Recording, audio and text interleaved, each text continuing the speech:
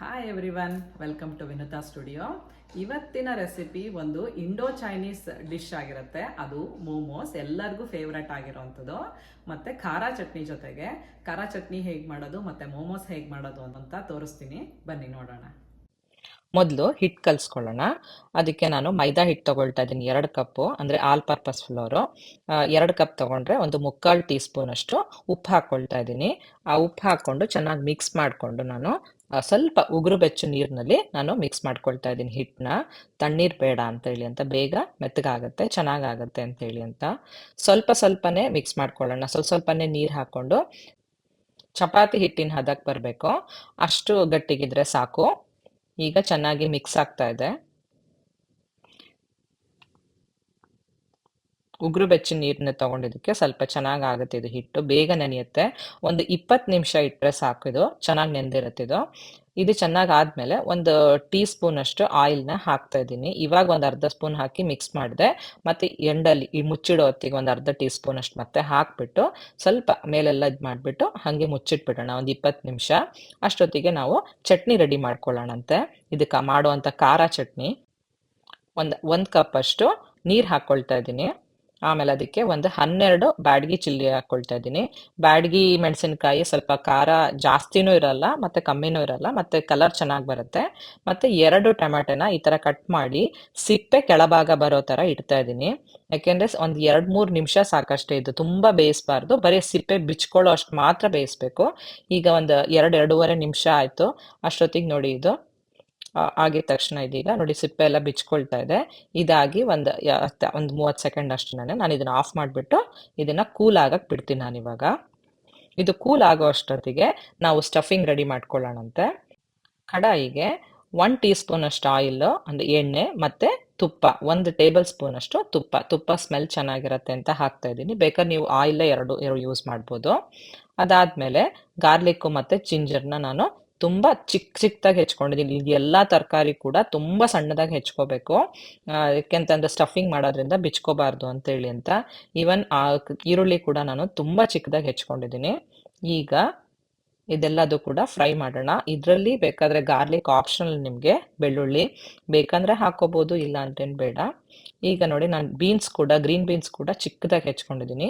Green beans ಹಾಕ್ತಾಯಿದ್ದೀನಿ. ಇದನ್ನು ಜಾಸ್ತಿ ಫ್ರೈ ಮಾಡಬಾರ್ದು, ಎಲ್ಲ ತರಕಾರಿಗೂ ಬೇಗ ಹಾಕಬೇಕು. ನಿಮ್ಗೆ ಯಾವ ತರಕಾರಿ ಬೇಕನ್ಸುತ್ತೋ ಅದನ್ನೆಲ್ಲ ಹಾಕ್ಬೋದು. ನಾನು ಕ್ಯಾರೆಟ್ ಹಾಕಿದ್ದೀನಿ, ಬೀನ್ಸ್ ಹಾಕಿದ್ದೀನಿ, ಕ್ಯಾಬೇಜು, ನಾನು ಕಲರ್ ದಪ್ಪ ಮೆಣಸಿನ್ಕಾಯಿ ತೊಗೊಂಡಿದ್ದೀನಿ ಇಲ್ಲಿ, ಮತ್ತು ಸ್ಪ್ರಿಂಗ್ ಆನಿಯನ್ ಕೂಡ ತೊಗೊಂಡಿದ್ದೀನಿ, ಈರುಳ್ಳಿ ಕಾವು ಅಂತಾರಲ್ಲ ಅದು. ಎಲ್ಲದೂ ಕೂಡ ಚಿಕ್ಕದಾಗಿ ಹೆಚ್ಕೋಬೇಕು.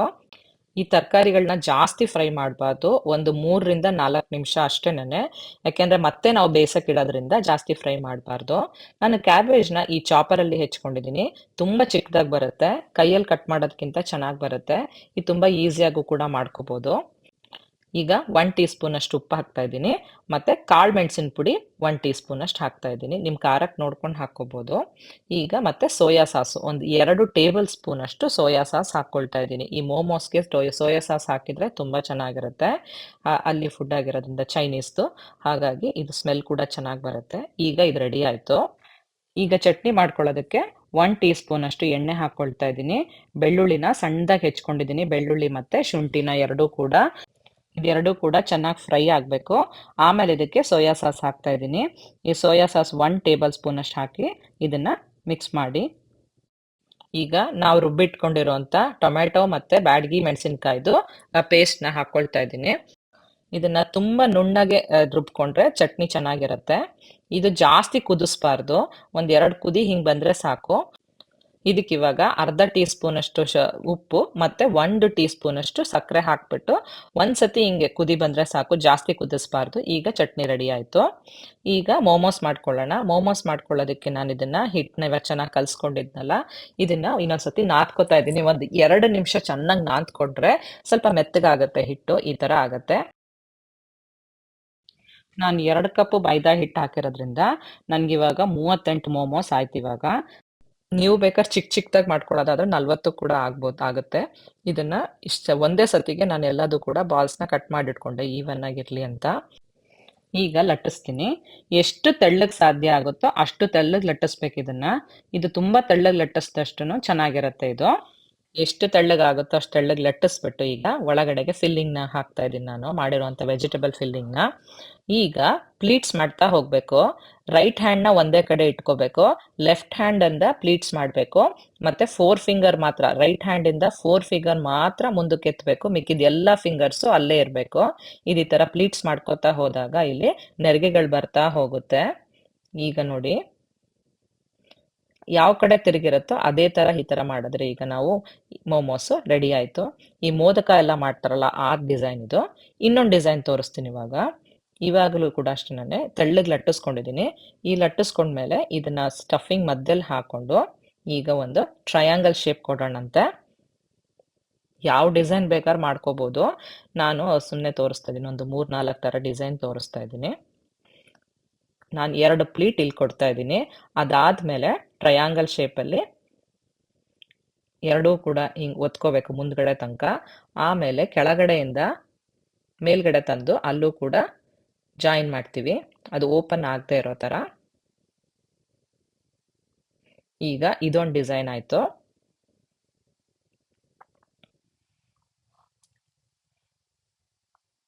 ಈಗ ಇನ್ನೊಂದು ಡಿಸೈನ್ ತೋರಿಸ್ತೀನಿ. ಈಗ ಅಂಗಡಿಗಳಲ್ಲೆಲ್ಲ ಕೆಲವೊಂದ್ಸತಿ ಈ ಫ್ರೈ ಮಾಡಲ್ಲ ವೆಜಿಟೇಬಲ್ಸ್ನ, ಬರೀ ಬಿಸಿನೀರಲ್ಲಿ ಹಾಕಿ ತೆಗಿತಾರೆ. ಆವಾಗ ಏನು ಮಾಡ್ತಾರೆ ಅಂತಂದರೆ ಮಧ್ಯದಲ್ಲಿ ಹೋಲ್ ಮಾಡ್ತಾರೆ. ಆವಾಗ ಏನಾಗುತ್ತೆ, ಸ್ಟೀಮು ಒಳಗಡೆ ಹೋದಾಗ ಈವನ್ ವೆಜಿಟೇಬಲ್ಸ್ ಕೂಡ ಚೆನ್ನಾಗಿ ಕುಕ್ ಆಗುತ್ತೆ.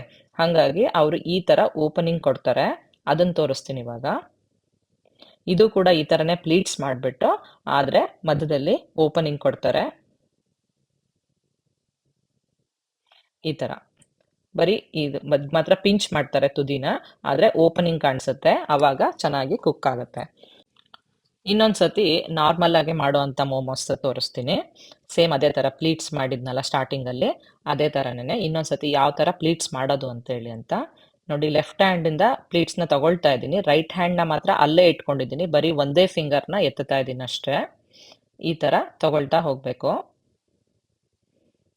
ಈಗ ಸೀರೆಗೆಲ್ಲ ನೆರಿಗೆ ಹಿಡಿತಾ ಹೋಗ್ತೀವಲ್ಲ ಆ ಥರ ಬರುತ್ತೆ ಸ್ವಲ್ಪ.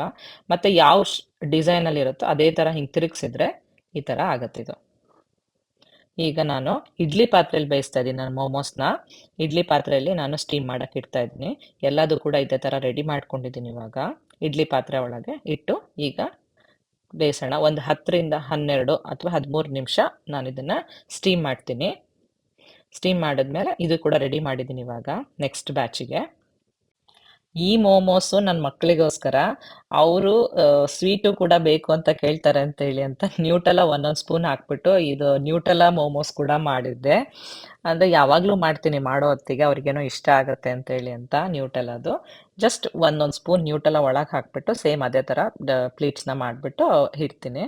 ಅವ್ರಿಗೆ ತುಂಬ ಇಷ್ಟ ಆಗುತ್ತಿದು. ಸಣ್ಣ ಮಕ್ಕಳಿಗೆಲ್ಲ ಇಷ್ಟ ಆಗುತ್ತೆ, ನಮಗೆ ಖಾರ ತಿನ್ನೋರಿಗೆ ಅಷ್ಟೊಂದು ಇಷ್ಟ ಆಗೋದಿಲ್ಲ. ಇಲ್ಲಿ ಈ ಥರನೇ ಸೇಮ್ ಪ್ಲೀಟ್ಸ್ ಮಾಡಿಬಿಟ್ಟು ಅದನ್ನು ಕೂಡ ಸೇಮ್ ಅದೇ ಥರನೇ ಬೇಯಿಸ್ತೀನಿ. ಸ್ವಲ್ಪ ಗೊತ್ತಾಗಲಿ ಇದು ಬೇರೆದು ನ್ಯೂಟೆಲ್ಲ ಅಂತ ಹೇಳಿ ಅಂತ ಸ್ವಲ್ಪ ಡಿಸೈನ್ ಚೇಂಜ್ ಮಾಡಿದೆ ಅಷ್ಟೇ, ಇನ್ನೇನಿಲ್ಲ. ಇದು ಒಂಥರ ಡಿಸೈನ್ ಆಗುತ್ತೆ. ಇದು ಈ ಕಡೆ ಪ್ಲೀಟ್ಸ್ ಬರುತ್ತೆ, ಆ ಕಡೆಗೆ ಉದ್ದಕ್ಕೆ ಬರುತ್ತೆ.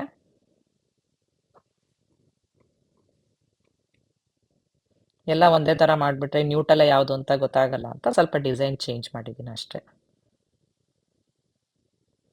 ಈ ಥರ ಮಾಡಿದ್ದೀನಿ ಅಷ್ಟೇ.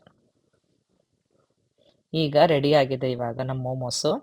ಓಪನ್ ಮಾಡ್ತಿದ್ದೀನಿ. ತುಂಬ ಚೆನ್ನಾಗಿ ಕಾಣಿಸ್ತಾ ಇದೆ, ಚೆನ್ನಾಗಿ ಬೆಂದಿದೆ ಕೂಡ. ಈಗ ತೆಗಿತೀನಿ, ತೆಗೆದಿಟ್ಕೊಡೋಣ. ಈಗ ನೋಡಿ ಎಷ್ಟು ಚೆನ್ನಾಗಿ ಕಾಣಿಸ್ತಾ ಇದೆ ಅಂತ ಮೋಮೋಸು. ತುಂಬ ಟೇಸ್ಟಿಯಾಗಿತ್ತು. ನೀವು ಕೂಡ ಟ್ರೈ ಮಾಡಿ ಮನೆಯಲ್ಲಿ.